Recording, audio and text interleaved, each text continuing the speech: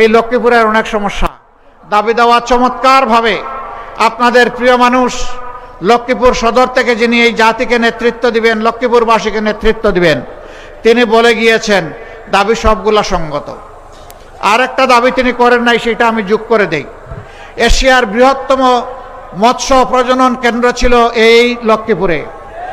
লুটপাট দুর্নীতি করে এটাকে হত্যা করা হয়েছে। আমরা এটাকে জীবন দিব ইনশাআল্লাহ। বাকি যে দাবিগুলা করেছেন সব সঙ্গত, একটা একটা করে ইনশাআল্লাহ সব পূরণ হবে।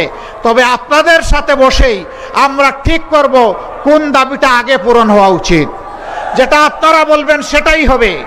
আপনাদের অর্থের পাই পাই হিসাব আপনাদের কাছে তুলে ধরা হবে। মেঘনা নদীর বাঁধ নির্মাণ সম্পর্কে বলা হয়েছে বাজেট আসে পেটের ভিতরে চলে যায়, নদীর পারে যায় না। আমরা নদীর পারে সেই বাজেট নিয়ে যাব ইনশাআল্লাহ।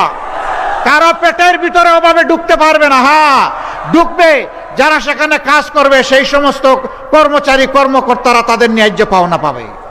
কেউ চুরি করতে পারবে না।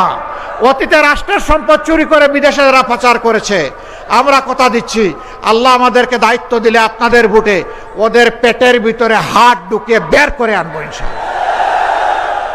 এই অর্থায়নে রাষ্ট্রীয় কোষাগারে যোগ করা হবে।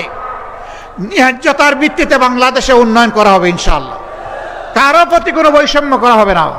প্রধানমন্ত্রীর বাড়ি কোথায় ওটা দেখা যাবে না, বরঞ্চ কোন এলাকা সবচেয়ে বেশি বঞ্চিত সেইটাই আগে চিহ্নিত করা হবে ইনশাআল্লাহ। বিচারের